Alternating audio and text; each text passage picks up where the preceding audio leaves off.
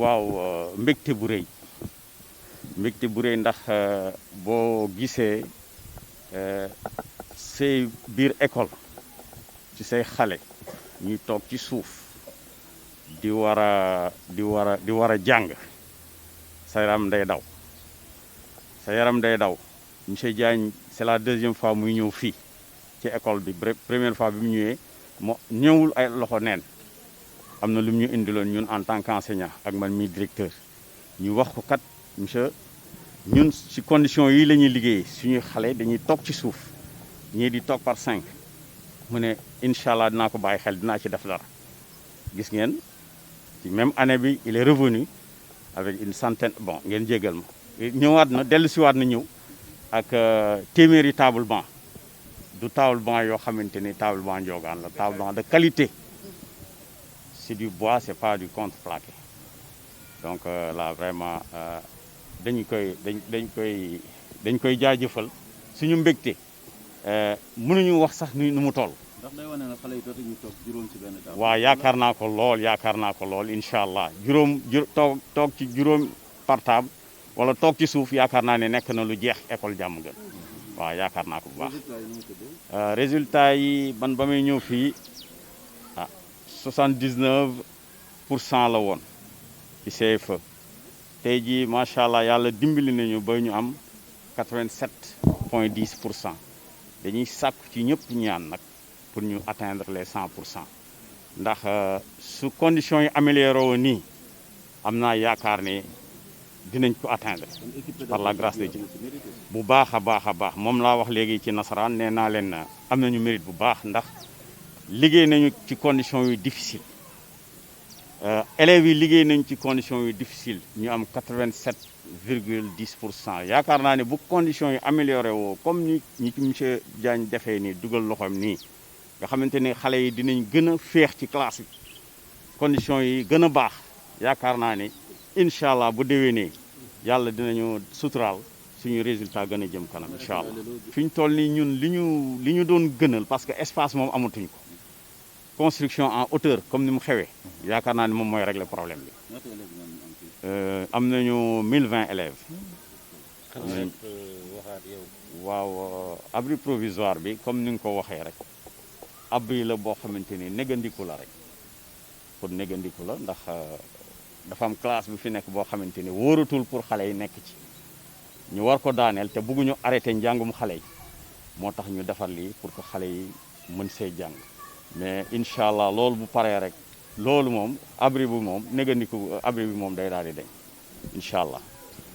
waaw maa ngi leen di gërëm bu baax di leen sant tey dañu ñëwoon fii ci collège bu Diamaguène ak école Diamaguène ngir may leen ay table banc xam nga yàggul dara sax ñëwoon naa fi ci école Thiès Est yëpp leen may matériel parce que dañ ko soxla waaw bu fekkente ni man ak Diamaguène moom dama fi dëkk école bi ak collège bi nekk suma buntu koñ wax dëgg yàlla daf may war may déglu seeni soxla bi ma fi mujjee nag nee nañ ma que problème mu table banc la ñu am directeur bi wax na ko léegi te it maa leen di féliciter parce que malgré cela malgré que am na sax élèves yi toog ci suuf ñu ngi am ay résultats yu baax résultats yi yokkuwaat na moo taxoon ba tey ñun ni incha allah man li ma waxal leen ni déglu naa ko bu baax dégg moo leen dara nag parce que dégg itam dafa baaxul bi ñu ko yàlla mayee aussi ñu indi leen téeméer ci ay table banc mais aussi téeméer ci ay table banc boo calculer boo amee 100 table banc c'est 200 élèves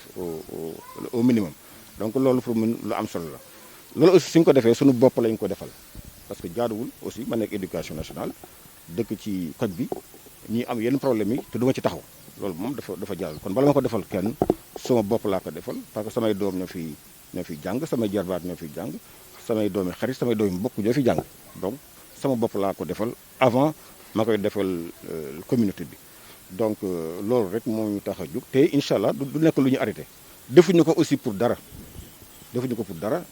boo gisee sax ñu woo fi presse bi dañoo bëgg a nekk exemple que Thiès waa yi nga xamante ni bii yëpp mën nañu dara ñu dem ci école ba ñu dëkk ñu def fa parce que école boo fa defalee defal nga ñëpp boo fa defal rek defal nga ñëpp moo gën di may kii téeméer kii ñaar téeméer nañ def ci école yi parce que école yi rek moo mën a changer conditions yi parce que fii encore une fois ñi fi ëpp dañoo ñàkk te pour ñu jug ci ñàkk ji il faut xale yi jàng te pour ñu jàng aussi il faut ñu teg conditions yi donc nañ ñëpp jàpp ci école bi surtout sama naataangoo yi nga xamante ni bi am na lu leen yàlla may wala aussi am na lu leen président Macky Sall dénk ku nekk am nga loo man bu kenn xeeb dara nañ jàppale école yi waaw xam nga abri provisoire yi moom am nañ ci solution définitive parce que li ko doon indi moo doon li ñuy wax création sauvage ou bien donc autorisation de nouvelle création nga xam ne fu nekk ku nekk bëgg am sa école élémentaire bëgg am sa lycée bëgg am sa collège loolu arrêté nañ ko léegi pour ñu autoriser la il faut nga am classe physique maanaam il faut nga wane ni yow am nga classe bi dugal xale yi sinon kenn la autorisé bi ci tegu am na benn programme bu ñuy wax PROSAP mi ngi koy lijjanti ndax fekkoon nañ fi 8000 léegi on est à moins de 5000 donc am na 3 lots yoo xam ne benn bi démarré na normalement d'ici 2024 affaire kii war nañu ko résoudre comme ça dootuñu wax problème abri provisoire et à côté aussi ñu ngi tabax ay écoles parce que depuis de 2012 en maintenant c'est plus de 10 000 salles de classe yoo xam ni tabax nañ ko ça veut dire que ça n'a rien à voir avec les abris provisoires mais li wër tawër daal am nañ ci solution définitive te incha allah daañu ko fi jëlee xëy na sax balaa président Macky Sall dem. waaw d'abord ñu sant yàlla parce que xam nga année bi moom feebar bi daf ko xaw a laal depuis daaw donc ñun ñëpp dañ ko yëg école bi feebar daf ko impacté xale yi def ren examen yëpp daaw au 16 mars ñëwatuñu école donc loolu aussi moo tax ñëpp tiitoon sax ci kii bi mais sant yàlla xam nga bu ñëwee ci école bi ñun ne affaire bi yéeg na résultat yi yéeg na ça veut dire que vraiment jàngalekat yi ak personnel administratif bi ay jàmbaar lañu. li nag bu dee bac bi ñi ngi déglu résultat yi fii ak ngoon normalement résultat yëpp dañ génn su boobaa nag ma def analyse bi wax leen premier groupe bi lan mooy projection pour deuxième groupe bi et puis su paree dañu def un bilan de l'année scolaire avec les examens y compris. loolu moom vraiment jarul sax di lam-lame donc dañuy xaar rek investisseur jot ndax dafa am ñu ko bokkal donc duñ leen jiitu incha allah ñu teg sunu coalition pour wut commune bi kooku moom vraiment jarul sa werante. xam naa ne ci coalition jiitu réew mi nga bokk ndax écarté woo ëllëg bu ngeen jubóo leen ngeen demal seen yoon. lii c'est-à-dire que lii moom sama candidature moom xam naa yàlla rek a ci mën dara waaw mais sans ou avec Benno Bokk Yaakaar dañuy dem ci élection yi c'est clair.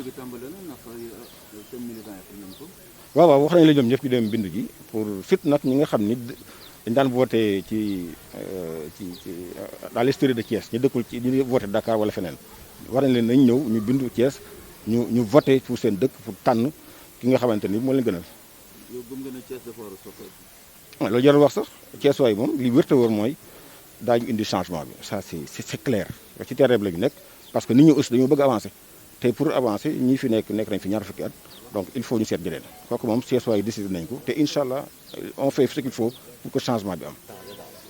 waaw xam nga affaire fraude moom du fi jóg parce que bu njëkk li amoon mooy jël sa kay dugaale ci kii bi wala xotti ay page yu kay bi yóbbaale wala li nga ñoo xam ne sax dañuy jël seen cuisse ñu bind ci ay leçons ak yooyu mais léegi ak xarala yu bees yi xam nga téléphone yeeg yooyu mën nañu changer façon bi nga xam ne moo la ñu fraudé mais lu ci mënta xew li garaw rek mooy am fuite waaw fuite moom baaxul mais bu dee fraude moo tax ñu teg fu ne ay surveillant d'ailleurs sax moo tax ñu leen di jàpp donc pour que lu mel ni bac nga xam ne c'est un diplôme international ñu bañ koo salteel parce que bu ñu ko salteelee ñu wax ni bac boo xam ne dañuy tricher la mais bitim réew xale yi suñu demee bitim réew kenn du nangu ni seen diplôme bi baax na moo tax ñiy def tricher xamuñu sax li ñu def mais état bi moom dinañ ci taxaw lu ñu ci war a def dinañ ko def. xam nga ñun li ñu ci xam mooy bu ñu la jàppee ngay tricher dañ lay génnee déjà sanctionné nañ la parce que bu ko toog ci examen bi deuxième chose commission discipline dina réunir wax ban sanction la ñuy def li ci des nag affaire yoon la yoon mooy wax kan moo ci bokkoon kan mooy cerveau bi loolu moom du affaire sax ministère de l'éducation nationale wala enseignement supérieur affaire police la affaire gendarmerie la affaire justice la li wër te wër mooy képp ku ci laale daañu la seet daañu la jàpp te yoon dina dal sa kaw. Vous savez, j'habite à quelques mètres de ces deux établissements qui sont dans mon quartier. Vous n'êtes pas sans savoir qu'il y a quelques mois, j'étais passé ici pour remettre du matériel à toutes les écoles de ma commune, c'est-à-dire Thiès-Est. il m'avait été signalé, d'ailleurs c'est un problème du système, un manque criard de table-banc. Et le directeur l'a rappelé, à telle enseigne que les élèves s'asseyaient même par terre pour pouvoir suivre les cours, ce qui est anormal.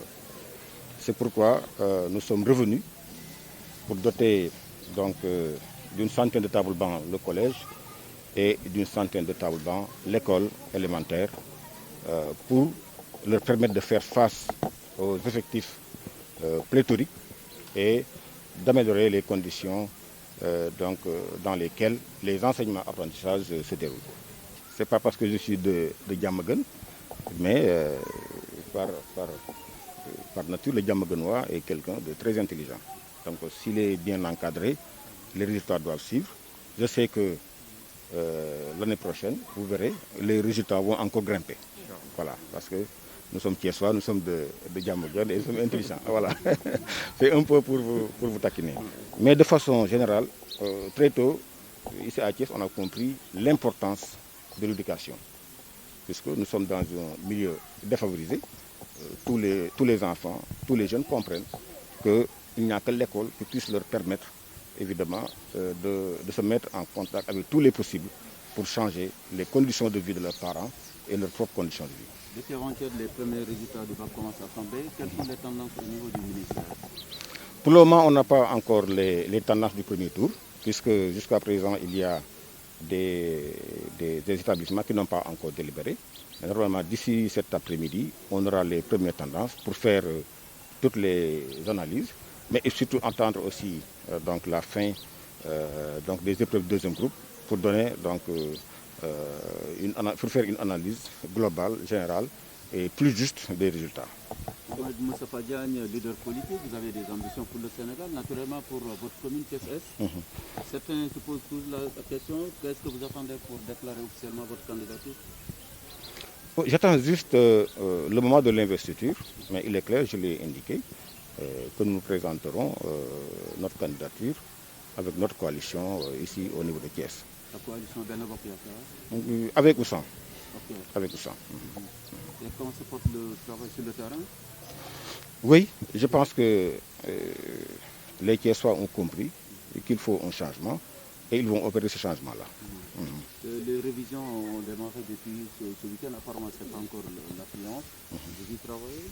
Oui, bien sûr, nous demandons à tous les militants d'aller s'inscrire. Et surtout ceux qui veulent changer de lieu de vote, etc.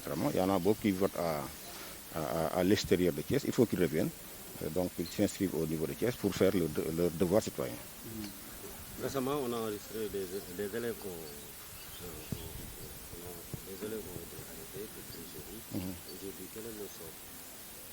Oui, le dossier suit son cours. Il y a toujours une enquête administrative et une enquête pénale.